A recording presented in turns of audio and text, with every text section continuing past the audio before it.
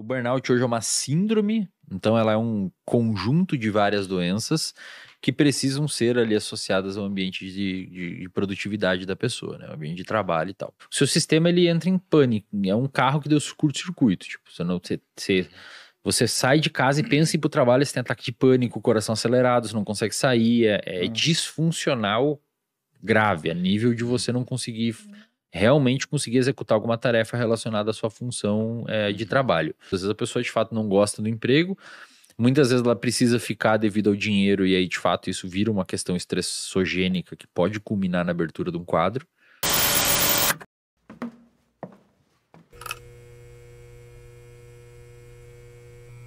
Posso trazer uma coisa que tá na moda aqui, que é nesse âmbito também do trabalho, não sei o que lá, blá blá. Por favor, cara. Né? Acho que eu vou trazer um negócio que a galera fala muito hoje, que é o burnout. Ai, nossa. Eu já superei. Burnout. Se eu não tenho burnout é uma coisa que, cara, é real. É porque parece que é uma coisa que não existia antes. Meu avô lá construiu a própria casa, não tinha burnout. Não construiu a própria casa. Aí hoje o cara faz 2 relatórios, tem burnout. Fritou, acabou, entendeu?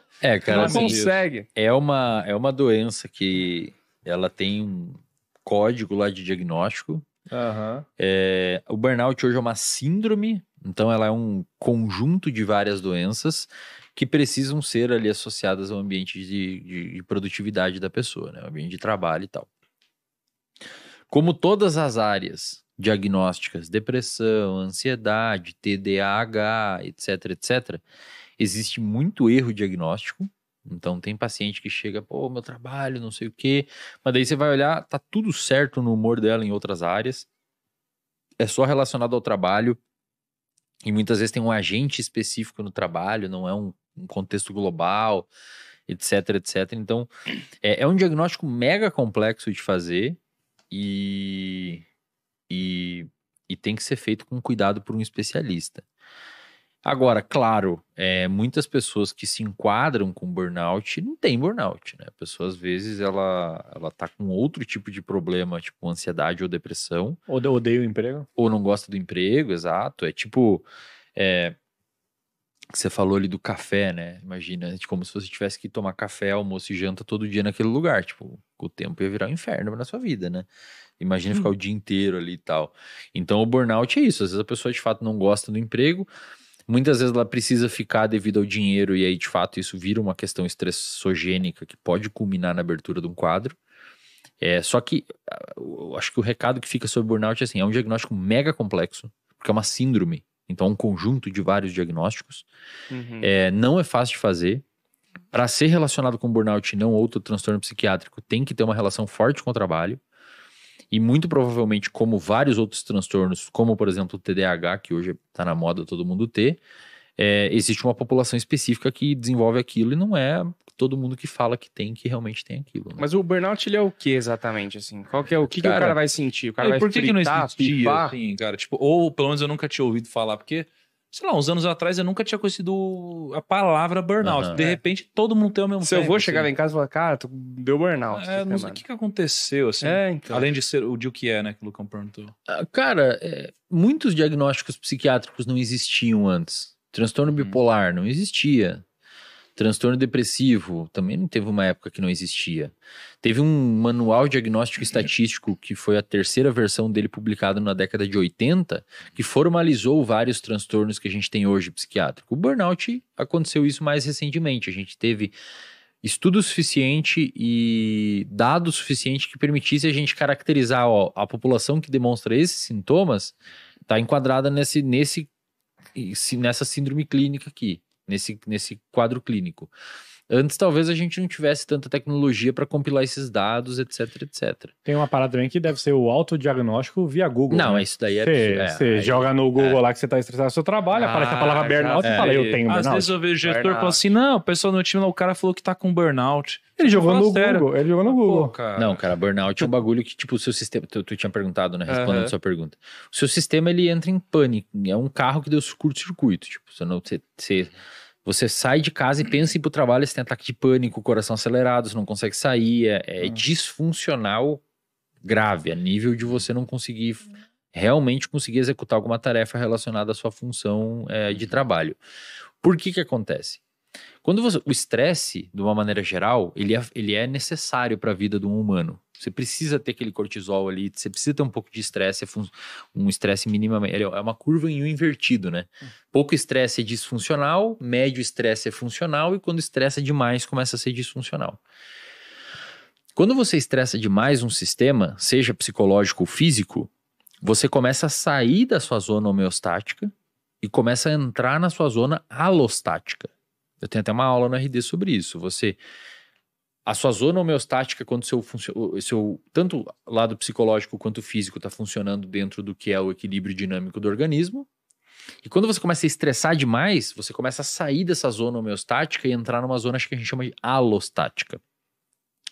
Conforme você vive fora dessa zona homeostática, muito estresse, muito estresse, muito estresse, muito estresse, você pode desenvolver o que a gente chama de sobrecarga alostática. E dependendo dos seus mecanismos de proteção, por exemplo, se você tem rede de apoio, tá noivo e tal, pô, minha noiva me apoia, minha família, o meu chefe, não sei o quê, você consegue sobreviver mais tempo nessa zona alostática que é perigosa.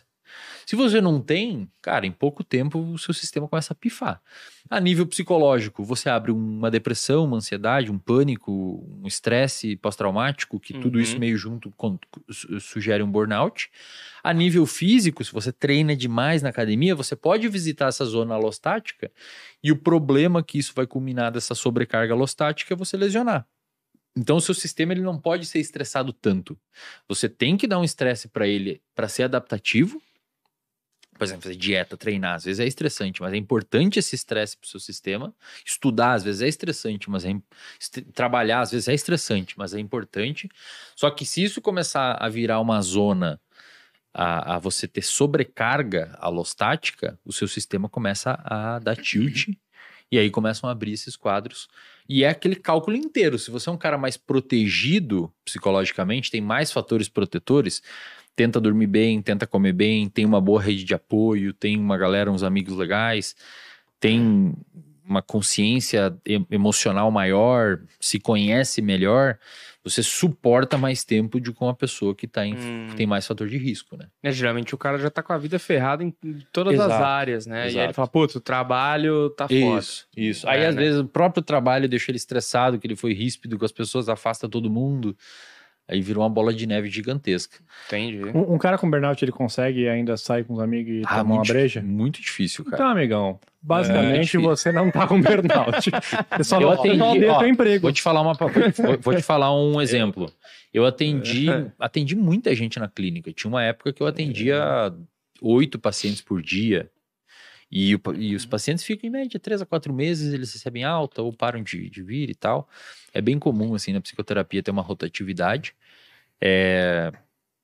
Eu atendi nesse tempo, foi uns 4 anos e meio nisso, um burnout. Nesse tempo todo. E depois o meu nicho foi bastante empresário e tal, gente bem demandada. Eu atendi uma pessoa com burnout mesmo.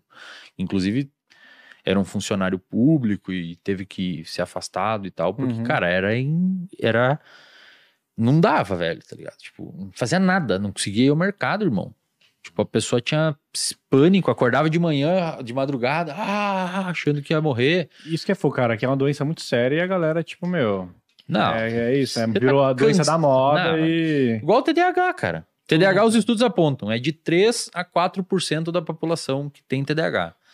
Você pergunta para 100 pessoas, 70 vão falar que tem. Tá errado aqui? Como é que tá? Eu 4, pô. Eu acho pra caramba que eu tenho. Eu tenho umas coisas no meu dia assim que eu falo, não é possível. Ó, vou te falar, procrastinação é um dos principais sintomas do TDAH. Que tu falou que tem aí. Caramba. Já. Que loucura, hein, cara?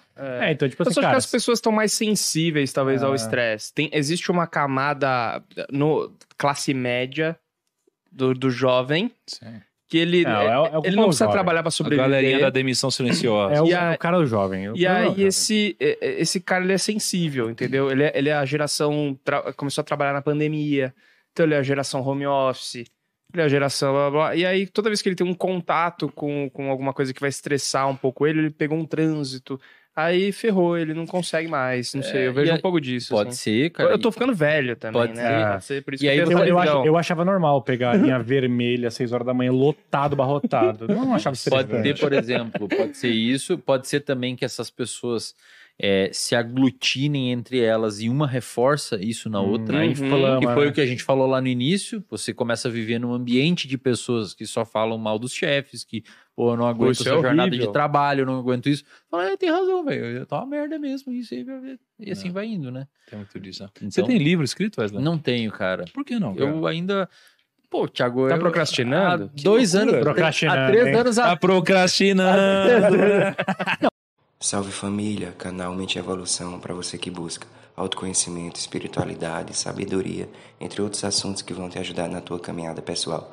Se inscreve no canal, deixa seu like, comenta e compartilha.